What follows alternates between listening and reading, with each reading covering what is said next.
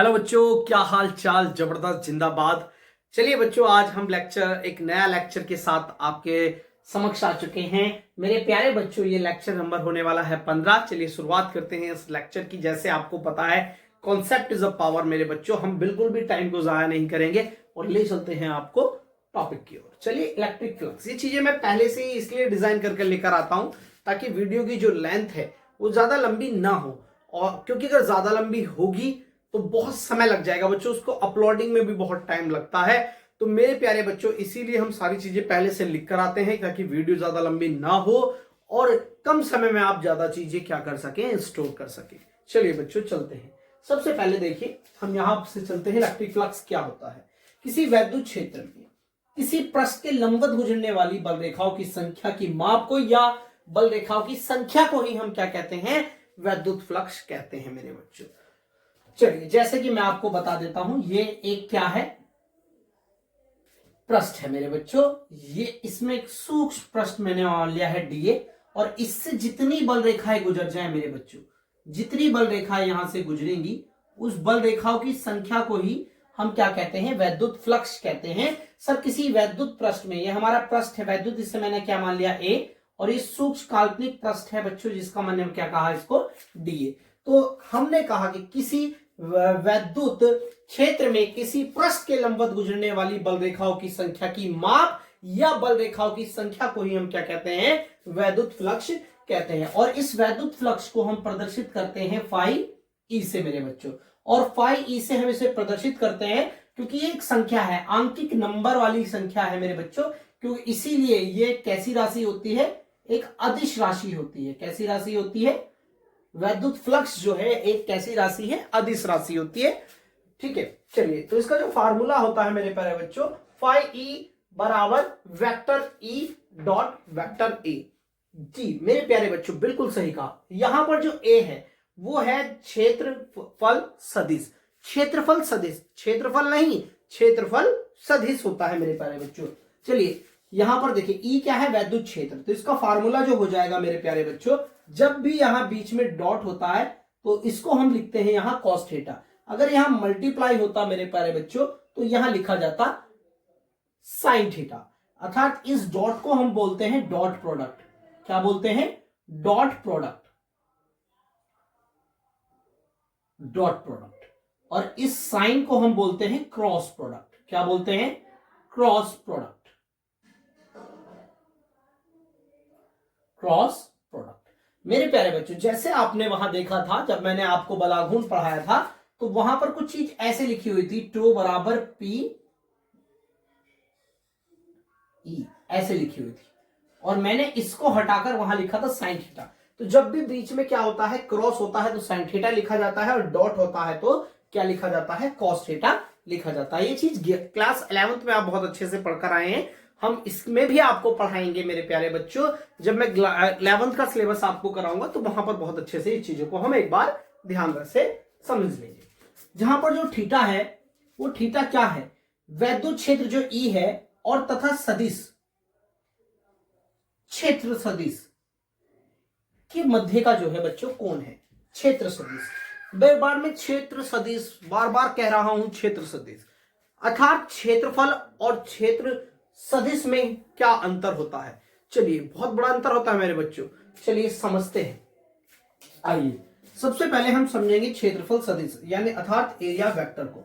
सबसे पहला पॉइंट इसमें यह है कि जो यह क्षेत्रफल के लंबवत होता है। कैसा होता है? क्षेत्रफल के लंबवत होता है। देखिए, क्षेत्रफल के सदिश का जो मतलब होता है, पहला पॉइंट इसमें आप याद रखिए, यह क्षेत्रफल के लंबवत होता है। मान लीजिए, आपको मैं बताऊं प्यारे बच्चों, ये हमारे पास क्या है? एक बुक है। ये हमारे पास एक बुक है, समझ लीजिए। तो इसके लंबवत कहने का मतलब ये है, अगर ये बुक ऐसे रखी हुई है तो इसके ऐसे लंबवत होता है, ऐसे आप देख सकते हैं। अगर ये ऐसे रखी हुई है तो इसके ये कैसा है? ये भी लंबवत है मेरे बच्चों। तो इसी को क्या कहते हैं? पहला पॉइंट आप समझिएगा, क्षेत्र सदिश में अगर ऐसे है बुक तो हमारी जो इसका क्षेत्रफल सदिश होगा वो कैसा होगा? लंबवत होगा, ऐसे। अगर ये ऐसे रखी होती तो ये कैसे होता? ऐसे होता मेरे प्यारे बच्चों। तो आप आई होप पहला पॉइंट यहां पर समझ गए होंगे। दूसरा कहता है जितने भी 3D ऑब्जेक्ट हैं, जैसे घन हो गया, घनाभ हो गया, बेलन हो गया, शंकु हो गया, में यह ऑब्जेक्ट के कैसा होता है, बाहर होता है। जैसे कि आप इसमें देखिए 3D शेप है, अगर इसमें आप सदिश क्षेत्रफल सदिश देखना चाहते हैं, सबसे पहले इसकी सरफेस गिनिएगा, एक नीचे वाली 2, एक 3, एक 4, एक सामने की 5 और एक पीछे की बच्चों 6। 1 2 3 4 5 और एक 6 मेरे प्यारे बच्चों। तो अब देखिए इसकी 6 की 6 सतह पर मैं आपको फ्लक्स निकालकर दिखाता हूं। देखिए ये वाली जो सतह है, इससे फ्लक्स कहां होगा, सॉरी माफी चाहूंगा, क्षेत्र सदिश किधर की ओर होगा, इधर की तरफ होगा मेरे बच्चों। बोलिए बात समझ में आई। अर्थात अगर मैं इस वाली से देखूं तो इधर किधर होगा, यहां पर ऐसे होगा। ऊपर वाली के लिए कहां होगा मेरे बच्चों, ऊपर वाली के लिए ऊपर की ओर होगा। नीचे वाले किस लिए कहां होगा, नीचे की ओर होगा। समझ पा रहे हैं। अच्छा एक बात सुनिए, एक सामने वाली रह गई है, तो सामने वाली के लिए क्षेत्र सदिश कहां होगा, इस सतह से, सामने की सतह से कहां निकलेगा, क्षेत्रफल सदिश बाहर की ओर निकलेगा। जो ये है इससे क्षेत्रफल सदिश ऐसे निकलेगा, बाहर की ओर, बाहर की ओर निकलेगा, क्योंकि बाहर तो हम बना नहीं सकते, तो इसे हमने ऐसे पीछे खींच लिया, ये होगा मेरे बच्चों। अच्छा जो पीछे वाली सतह है, ये वाली, जो ये इसके जो पीछे वाली सतह है, ये वाली, उससे किधर की ओर होगा, उससे भी बाहर की ओर होगा, लेकिन उधर होगा दूसरी साइड ऐसे। तो मैंने देखिए ये आपको पूरे फ्लक्स आपको निकाल के दिखा दिए हैं, 2 3 4 और एक 5 और एक बच्चों 6। तो इसी को बोलते हैं हम क्या प्यारे बच्चों, क्या बोलते हैं, क्षेत्रफल सदिश। अगर सरफेस ऐसी है तो अब ये ऐसे होगा, ये ऐसी है तो ऐसे होगा, और कोई 3D शेप है तो उसमें आपको जो है क्षेत्रफल सदिश इस प्रकार से बाहर की ओर निकालना होता है। चलिए अब इसका समझते हैं मात्रक क्या होता है। देखिए मात्रक इसका बहुत ज्यादा इंपॉर्टेंट है प्यारे बच्चों, मात्रक बहुत ज्यादा इंपॉर्टेंट है। तो मात्रक में हमने अभी पढ़ा कि जो होता है फाई ई बराबर कितना होता है, ई डॉट ए। तो सबसे पहले आप विचार कीजिएगा यहां पर, तो ये जो है ई, इसका जो मात्रक होता है वो होता है न्यूटन प्रति कूलम। दूसरी बात बच्चों, क्षेत्रफल का जो मात्रक होता है वो होता है मीटर की घात 2।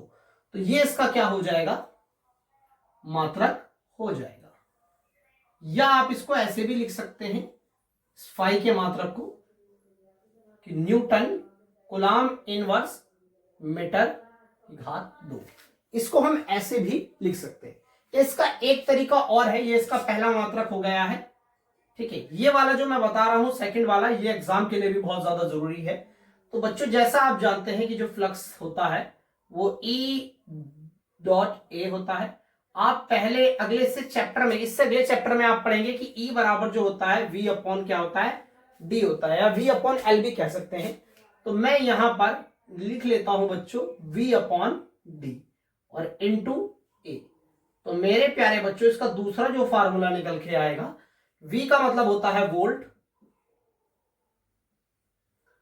और D का मतलब होता है दूरी अर्थात मीटर, और ये हो गया मेरे बच्चों मीटर की घात 2। इस मीटर से ये मीटर कट जाएगा, तो एक फार्मूला इसका जो एक मात्रक है वो ये भी होता है वोल्ट मीटर। तो ये भी आप यहां पर ध्यान रखेंगे, ये ज्यादा इंपॉर्टेंट है, एग्जाम में आपको से यही पूछा जाता है, ठीक है। तो उसके बाद अगर आप इसकी विमा चाहते हैं कि विमा क्या होगी, अर्थात न्यूटन किसका मात्रक होता है, बल का। तो मेरे बच्चों पहले आपको यहां बल की विमा लिखनी पड़ेगी। बल की विमा होती है mlt माइनस 2, इसे कोष्टक में ऐसे बंद करेंगे। कूलम, कूलम की जो विमा होती है Q बराबर IT, अर्थात विमा हो जाएगी 80, 80 इसकी क्या हो जाएगी, विमा हो जाएगी, लंबाई गुना चौड़ाई अर्थात L2, ठीक है प्यारे बच्चों। ये तो बच्चों यहां से जब इसे हम सॉल्व करेंगे तो जो इसकी विमा निकल कर आएगी वो विमा निकल कर आएगी m, कोष्टक में लिखेंगे।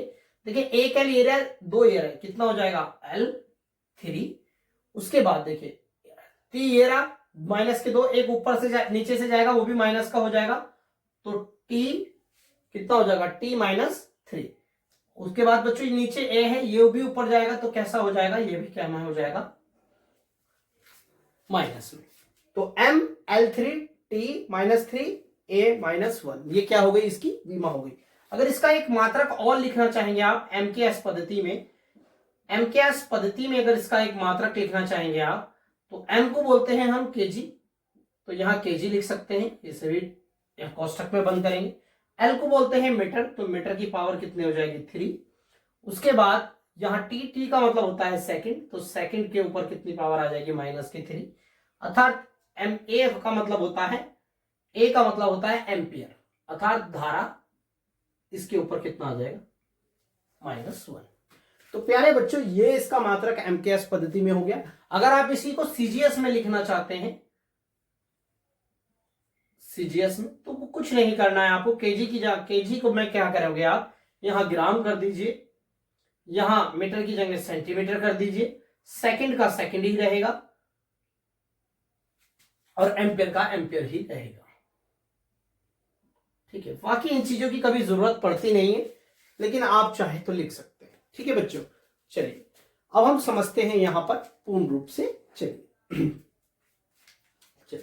अब नेक्स्ट है बच्चों, इस पर भी थोड़ा सा आपको ध्यान देने वाली बात है।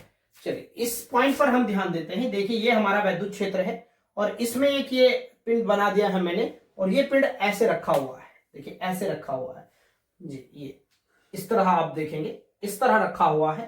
तो आप कोई भी चीज अगर ऐसे रखी हुई होती है, ऐसे रखी हुई है, तो आपको इसका जो मैंने बताया है क्षेत्रफल सदिश, ऐसी चीज का क्षेत्रफल सदिश कैसा होता है, ऐसे होता है, ऐसे होता है। तो आप पहले मुझे बताइए, ये इसका क्षेत्रफल सदिश है और वैद्युत क्षेत्र भी इधर ही है, तो वैद्युत क्षेत्र भी इधर है और क्षेत्रफल सदिश भी इधर है, तो क्या कितना कोण बना मेरे प्यारे बच्चों उसमें, तो कोई कोण नहीं बना। कोण क्या होता है, दो भुजाओं के बीच के एंगल को क्या कहते हैं, झुकाव को क्या कहते हैं, कोण।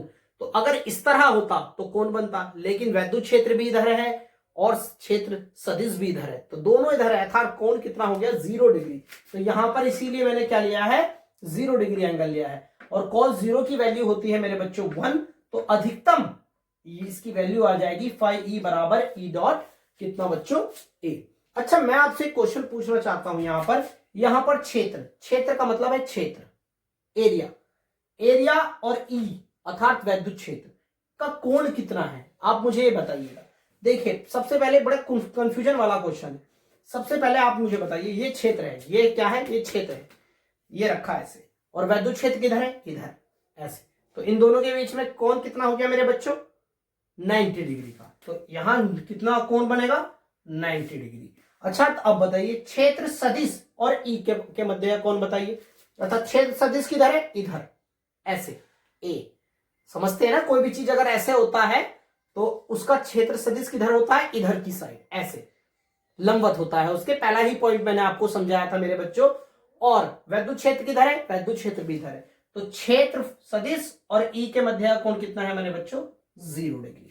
देखिए ऐसा यहां पर से थी, अब ये ऐसे क्या है, ये जो लाइनें आप देख रहे हैं ये क्या वैद्युत क्षेत्र, और आपका कैसे रखा हुआ है मेरे प्यारे बच्चों, कैसे रखा हुआ है क्षेत्रफल, ऐसे इस तरह से झुकाव में, और जब ऐसे रखा हुआ है तो इसका जो क्षेत्र सदिश होगा वो ऐसे होगा, और वैद्युत क्षेत्र किधर है, इधर ऐसे, तो ये कंडीशन कुछ ऐसे हो गई, यानी क्षेत्र इधर है और ये ऐसे हो गई है ये कंडीशन, तो इसके मध्य कितना कोण बना थीटा, और जब यहां थीटा कोण बना तो इसके लिए हम कुछ सॉल्व आगे कर नहीं सकते, तो फाई ई बराबर E dot A cos theta, हम इसका सीधा सीधा क्या लिख देंगे, फार्मूला हम यहां पर लिख देंगे। तीसरे केस में समझिएगा, अब देखिएगा यहां मुझे लग रहा है क्या किसी भी क्षेत्र रेखाओं ने, जो ये क्षेत्र रेखाएं थी, क्या हमारे क्षेत्रफल को किसी ने, इस हमारे क्षेत्रफल से ये रेखाएं होकर गुजरी, बिल्कुल नहीं गुजरी है। देखिए समांतर ही है, इसी तरीके से कोई भी क्षेत्र रेखा, जैसे यहां पर कितनी क्षेत्र रेखा थी, कितनी काट रही है 1 2 3 4, तो यहां जो फ्लक्स की वैल्यू है वो कितनी है मेरे बच्चों 4, यहां कितनी है 1 2, कितनी फ्लक्स की वैल्यू है, फाई की वैल्यू कितनी है 2 मेरे बच्चों, यहां से कितने फ्लक्स गुजरा है 2 फ्लक्स गुजरा है, क्योंकि बल रेखाओं की संख्या को ही तो क्या कहते हैं, वैद्युत फ्लक्स कहते हैं, अर्थात यहां कितनी है तो 0, कोई भी यहां पर नहीं गुजर रही है। अब देखिएगा सबसे पहले मेरी बात समझिएगा, यहां दो चीज है, सबसे पहले अगर मैं कोण देखूं किसके किसके बीच का, क्षेत्र और क्षेत्रफल और किसके, वैद्युत क्षेत्र के मध्य कोण कितना है, क्षेत्र क्या है, ये है क्षेत्र, और वैद्युत क्षेत्र कैसा है, ये है हमारा वैद्युत क्षेत्र, तो क्षेत्र भी ऐसा ही है आपको, मेरे बच्चों और क्या विद्युत क्षेत्र भी ऐसा, तो दोनों के मध्य का कोई कोण बना नहीं बना, तो यहां पर क्षेत्र और विद्युत क्षेत्र के मध्य का कोण कितना हो जाएगा 0 डिग्री। अर्थात क्षेत्र सदिश, अर्थात जब कोई चीज ऐसे होती है तो उसका क्षेत्र सदिश कैसे होता है बच्चों, ऐसे होता है। जैसे मैंने आपको यहां बताया था कि कोई चीज अगर ऐसे है तो उसका क्षेत्र सदिश ऐसे होगा, और कोई चीज ऐसे है तो वहां पर क्षेत्र सदिश ऐसे होगा, और कोई भी 3D है तो उससे कहां की ओर होता है, बाहर की ओर होता है प्यारे बच्चों। तो यहां पर कितना बन रहा है 90 डिग्री। देखो यह विद्युत क्षेत्र और ये सदिश ऊपर की ओर, दोनों के मध्य कितना कोण बना प्यारे बच्चों 90 डिग्री। चलिए एक चीज और मैं आपको बता देता हूं, ये वाला पॉइंट आप देखिएगा, नोट में बता रहा हूं आपको, यह भी ध्यान रखने वाली बात है। अगर कोई पृष्ठ है और उस पृष्ठ से निकलने वाला जो फ्लक्स है बाहर की ओर जा रहा है, बाहर की ओर जा रहा है, तो वो जो फ्लक्स होगा मेरे बच्चों कैसा होगा, धनात्मक होगा। ठीक है, अगर कोई पृष्ठ की ओर अगर फ्लक्स आ रहा है तो वो कैसा होगा मेरे बच्चों, ऋणात्मक होगा। ये बात आपको ध्यान रखनी है। ठीक है, पृष्ठ से निकलने वाला कैसा है, धनात्मक, पृष्ठ की ओर आने वाला कैसा होता है, ऋणात्मक। ये पॉइंट बेसिक होता है, इसे आप याद रख सकते हैं। दूसरी बात, आप यहां पर अगर आपको कोई पृष्ठ दे रखा है और उस पृष्ठ से आपको कह रहा है कि मुझे इसका फ्लक्स बताइए, तो सबसे पहले अगर निकालना मुश्किल हो रहा है तो आप छोटे क्षेत्र के लिए निकालिए। ये पूरा क्षेत्र है, ये मान लीजिए ऐसे, ये पूरा क्षेत्र है ए, और इसका क्या है, एक छोटा सा आप पृष्ठ लीजिएगा, जिस पृष्ठ को मैं क्या कह देता हूं, डीए। सूक्ष्म पृष्ठ को मैंने क्या कहा है, डीए। समझ पा रहे हैं आप, इसका क्षेत्र किधर है, वैद्युत क्षेत्र किधर है, इधर, समझ रहे हैं, और क्षेत्र सदिश किधर की ओर होगा, इधर, डीए। समझ पा रहे हैं, बीच का कोण कितना हो गया, थीटा। तो फाई की जो यहां पर थीटा है, यहां पर जो फ्लक्स होगा मेरे बच्चों, जो फ्लक्स होगा पृष्ठ के सूक्ष्म अवयव अर्थात डीए से पारित अर्थात गुजरने वाला वैद्युत फ्लक्स फाई ई बराबर कितना हो जाएगा, ई वेक्टर इंटू डीए। बच्चों जैसे वेक्टर हटेंगे यहां पर मैंने आपको बताया क्या आता है, कॉस थीटा। समझ पा रहे हैं आप, आई होप आप समझ पा रहे होंगे मेरी बात। अगर आपको संपूर्ण का निकालना है, यहां भी डीए लगाएंगे क्योंकि सूक्ष्म के लिए निकाल रहे हैं। अगर आप संपूर्ण नेट फ्लक्स निकाल रहे हैं तो मेरे बच्चों इसका हमें क्या करना पड़ेगा, समाकलन ऐसे करना पड़ेगा, क्योंकि किस कैसे है मैं वो भी आपको बता देता हूं, समझिएगा।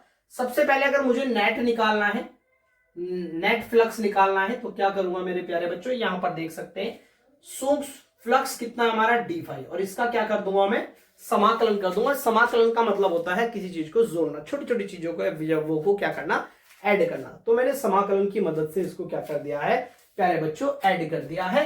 तो फाई नेट की जो वैल्यू हमारे पास निकल कर आएगी, फाई नेट की वैल्यू जो निकल के आएगी प्यारे बच्चों, फाई डी फाई की जो वैल्यू है बच्चों क्या है, ई इंटू डी ए, ये हो जाएगा।